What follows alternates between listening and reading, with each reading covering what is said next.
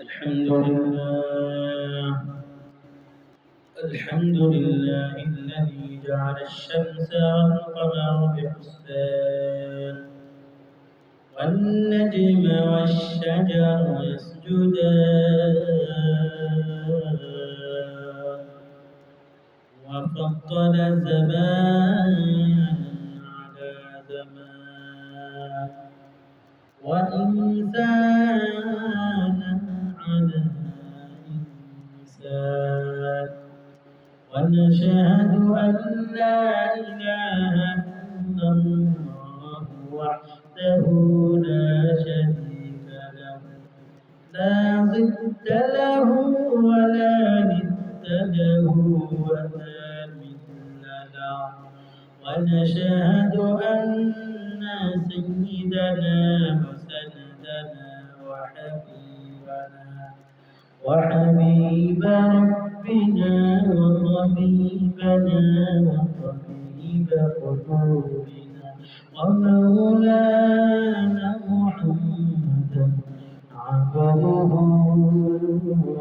ورسوله أما بعد فأعوذ بالله من الشيطان الرجيم بسم الله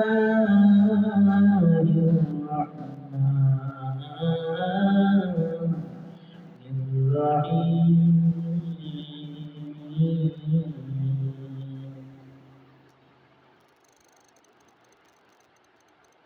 أقم الصلاة لذكري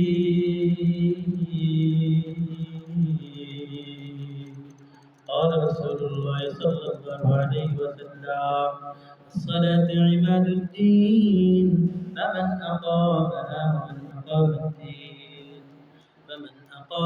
ومن أقام الدين ومن تركها فقد هدم الدين أو كما قال النبي عليه الصلاة والسلام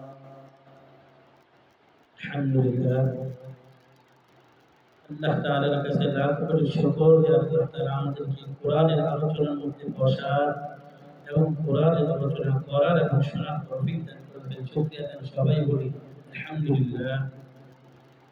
ভাইরা আলোচনার পরে কিছুক্ষণ আল্লাহ জিকির করেন লা ইলাহা ইল্লাল্লাহ লা ইলাহা ইল্লাল্লাহ লা ইলাহা ইল্লাল্লাহ لا إله إلا الله لا إله إلا الله محمد رسول الله لا إله إلا الله لا إله إلا الله الله الله الله الله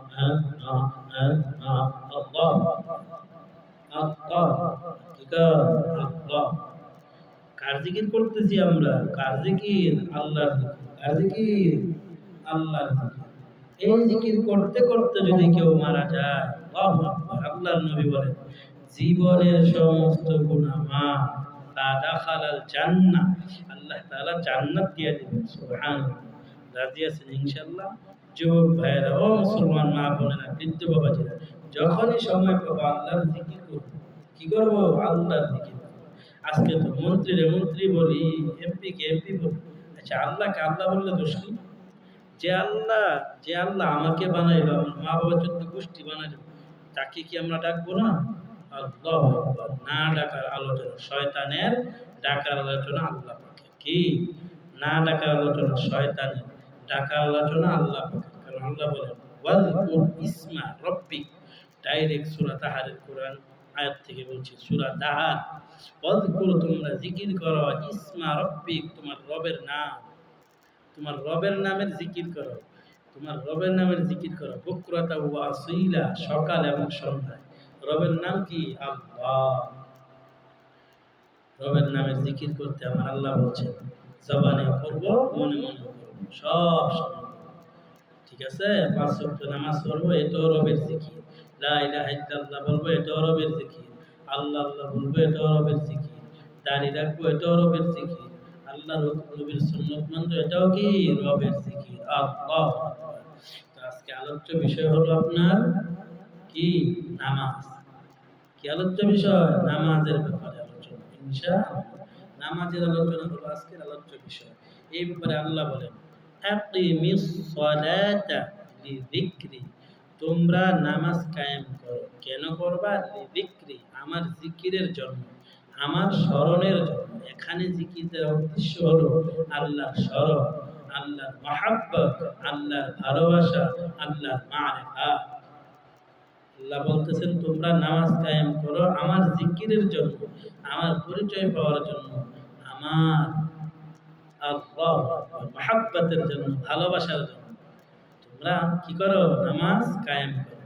নিজে পড়ো এবং অন্যকে পড়ার জন্য কি করো? পড়ানোর জন্য চেষ্টা করো। এটাই হলো কায়েম, প্রতিষ্ঠা করা। নিজে বাদ দিয়া না, নিজে আদায় করো, অন্যকে আদায় করানো, দাওয়াত দাও। এটা হলো কায়েম। হাদিসে আল্লাহর নবী বলেন, as-সালাত ক্বালা রাসূলুল্লাহ সাল্লাল্লাহু আলাইহি ওয়াসাল্লাম, as-সালাতু ইমাদুদ্দিন ফামান আকামাহা ওয়া মান আকামাদ-দ্বীন ওয়া মান তারাকাহা ফাকাদ হাদামাদ-দ্বীন। আল্লাহর নবী কোরআনের মধ্যে বলেন, as-সালাতু ইমাদুদ্দিন। এরা যুবক ভাই লক্ষ্য করে শোনো, বাংলাদেশ তো বিশ্বের মধ্যে দেখো অনেক জায়গায় ভূমিকম্প হয়। কেন ভূমিকম্প হয় জানো? কারণ ভূমিকম্প হওয়ার পর বিল্ডিং গুলো ভেঙে পড়ে। ভূমিকম্প কেন হয় জানো? আমার আল্লাহ যখন নারাজ হয় তখন ভূমিকম্প হয়। এজন্য যুবক ভাইরা কখনো আলেমদেরকে অসম্মান করবা না, মা বাবার গায়ে কখনো হাত তুলবা না। এই দুইটা কাজ করলে আমার আল্লাহ এত রাগান্বিত হয়, এত রাগান্বিত হয়। এই রাগান্বিতের কারণে দুনিয়াতে ভূমিকম্প সৃষ্টি হয়। জীবনে যাহাই করো আলেমদেরকে অসম্মান করবা না। যেই জমিনের মধ্যে তুমি আলেমকে অসম্মান করেছো, ওই জমিনের মধ্যে অবশ্যই ভূমিকম্প হবে ইনশাআল্লাহ। আজ না হয় কাল, এখন না হয় তখন, 1 বছর না হয় 1 বছর পর হলেও ভূমিকম্প হবে। এই জন্য যুবক বাবারা, যে জমিনেই বাস করো, আলেমদেরকে কখনো অসম্মান করবা না। কোন আলেমকে যদি অসম্মান করে থাকো, এখনো সময় আছে, তার কাছে ক্ষমা চেয়ে নাও। যদি ক্ষমা না চাও, এটাই দেখবা ভূমিকম্পের কারণ হয়ে দাঁড়াবে। ভূমিকম্প হলে বিল্ডিং ভেঙে পড়ে। কেন ভেঙে পড়ে জানো? কারণ মুসলমান চলে গেল, ভূমিকম্প হওয়ার পর বিল্ডিং এর খুঁটিগুলো ভেঙে যায়। এই জন্য বিল্ডিংটা একেবারে ধসে পড়ে যায়।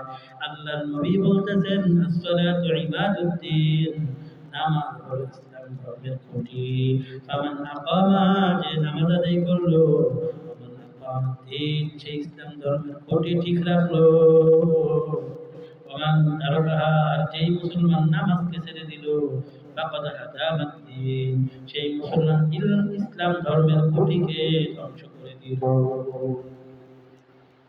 বিল্ডিং যেমন ভেঙে যায়, খুঁটি ভেঙে যাওয়ার কারণে, আরে মুসলমান, তুমি আর আমি যদি নামাজ না পড়ি, তোমার আমার ইসলাম ধর্মটাও ধ্বংস হয়ে যাবে। এমন ইসলামের কোনো মূল্য নাই যে ইসলামের মধ্যে নামাজ নাই। সত্যি নামাজে পড়তে কানা লিল মুসাল্লিন আল্লাযীনা মুমিনাতা ইতামাযহিম জাদিদা ইস্তাঈনু আয়াতি কুরআবা আয়াতি قد أفلح يدعون من يصدقون. মুসলমান, নামাজ ছেড়ে দিও না কখনো। জীবনে যত কষ্ট করো, নামাজ ছাড়বা না। যখনই আজান হবে, দুনিয়ার সব কাজ করে নামাজের জন্য চলে যাবে। আল্লাহর নবী বলেন, কোন মুসলমান যুবক যদি, কোন মুসলমান মা বোন যদি যখন আজান হয় তখনই নামাজ পড়ে, দুনিয়ার কাজগুলো বন্ধ করে দিয়ে নামাজের জন্য যায়। সকাল থেকে সন্ধ্যা পর্যন্ত যত কাজ করুক সারাটা সময় আমার আল্লাহ ইবাদতের মধ্যে গণ্য করে দিবেন। সুবহানাল্লাহ। তবে শর্ত হলো যখনই আযান হবে দুনিয়ার কাজ বন্ধ করে দিয়ে নামাজের জন্য যেতে হবে, নামাজ পড়তে হবে। যুবক, নামাজের মাধ্যমে দুনিয়ার বিপদ দূর হয়, পরকালের বিপদ দূর হয়। দুনিয়ার বিপদ দূর হওয়ার ঘটনা শুনে নাও। একটা পথিক রাস্তা দিয়ে যাইতেছে, চলতে চলতে চলতে হঠাৎ এক ঘোড়সওয়ারের সাথে দেখা হয়। ঘোড়সওয়ার বলতেছে, ভাই তুমি কোথায় যাও? তখন বলতেছে, আমি অমুক জায়গায় যাই। তখন এই ঘোড়সওয়ার বলতেছে, আমি তো ওই জায়গায় যাবো, উঠে পড়ো। আমার সঙ্গে যদি ঘোড়া দিয়া যাও তুমি খুব তাড়াতাড়ি যেতে পারবা। এই কথা বললে ঘোড়সওয়ার ওই পথিককে ঘোড়ার মধ্যে উঠায়া নেয়। পথ চলতেছে হঠাৎ দেখতে পেলেন ওই পথিক দেখতে পেল ঘোড়সওয়ার জঙ্গলের ভিতর রাস্তা দিয়ে যাচ্ছে। তখন বলতেছে, ভাই আমরা যেখানে যাব এটা তো সেখানে রাস্তা না, এখান দিয়ে কেন যাও?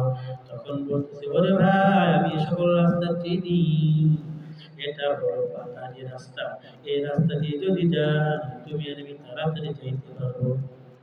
এটা বলে চলতেছে চলতেছে চলতেছে, হঠাৎ দেখা গেল ঘোড়সওয়ার ঠিক জঙ্গলের মাঝখানে গিয়ে হাজির হয়। ডানেও কোনো রাস্তা নাই, বামেও কোনো রাস্তা নাই, সামনেও কোনো রাস্তা নাই, শুধু জঙ্গল জঙ্গল। তখন প্রতীক বলে, ওরে ঘোড়সওয়ার আমাকে কোথায় নিয়ে আসলা? এখানে তো কোনো রাস্তা দেখি না। তখন বলে, চলো কোনো কথা বলিও না, একটু সামনে গিয়ে দেখে কত মানুষের লাশ পড়ে আছে, মাথা কাটা।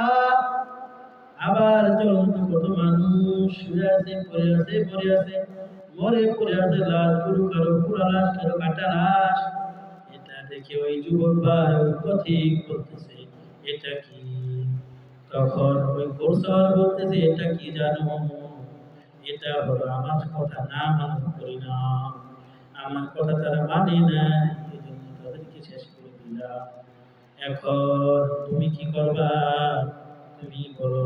তখন সে বলতেছে, আমার কাছে তো কিছু নাই, আমি কি করব? তখন বলে, তাহলে শোনো, তোমার কাছে যদি কিছুই নাই তোমাকে আর বাঁচানো যাবে না, কারণ তোমাকে যদি ছেড়ে দেই তোমার মাধ্যমে অনেকে জানাজানি হবে, আমি ধরা খেয়ে যাব। তুমি এখানে দাঁড়াও, তোমাকে এখন শেষ করব। জ্বলন্ত অগ্নি জ্বালিয়ে দিল, সে আগুনের মধ্যে জ্বালাবে। এই ঘোড়সওয়ার প্রতীক্ষা আগুনের মধ্যে জ্বালাবে। তখন বলতেছে, ভাই জীবনের শেষ একটা আশা রাখবানি, জীবনের শেষ একটা ইচ্ছা পূরণ করো। তখন বলতেছে, কি বলো? তখন বলে, আমাকে 2 রাকাত নামাজ পড়ার সুযোগ দাও। তখন বলতেছে, ওরে পথিক এরকম তো তারাও করেছে কিন্তু তারা তো বাঁচে নাই। ঠিক আছে, তোমার যখন মনে চাইছে তুমি করো। তখন ওই যুবক নামাজের মধ্যে দাঁড়ায় নামাজ পড়তেছে, কোনো আয়াত মনে হইতেছে না। হঠাৎ করে মনে হলো 20 পারা সে আয়াত, আম্মান ইউজিবুল মুত্তারা ইযা দাআ ওয়া ইয়াকশিফু السوء ويجعلكم خلفاء الأرض إله مع الله قليلا ما تذكرون। এরা ভাই শোনো শোনো, কিন্তু তাই তাড়াহুড়া করতেছি। তখন এই আয়াত পড়তেছি নামাজের মধ্যে, পড়তে পড়তে নামাজ শেষ করলো। নামাজ শেষ করে দেখে জ্বলন্ত অগ্নি কাকে যেন জ্বালাচ্ছে। ওই পথিক লক্ষ্য করে দেখে ঘোড়সওয়ার আগুনে জ্বলতেছে, তার পাশে সুন্দর একজন মানুষ দাঁড়ানো, সাদা কাপড় পরা। বলতেছে, ভাই তুমি কে? তখন বলতেছে, ওরে যুবক, ওরে পথিক, তুমি কোরআনের মধ্যে যে আয়াত তেলাওয়াত করেছো আমি বললাম সেই আয়াতে গোলাম। তুমি আয়াত করতেছো, আমার আল্লাহ আমাকে পাঠিয়ে দিয়েছেন তোমাকে বিপদ থেকে বাঁচাবার জন্য। এখন আমি আসি, আসসালামু আলাইকুম। ফেরেশতা বিদায় নিয়ে গেল। বলে, যুবক ভাই লক্ষ্য করে শুনিয়া দাও, নামাজ কিন্তু দুনিয়ার বিপদ, পরকালের বিপদ, সব বিপদ থেকে রক্ষা করতে পারে।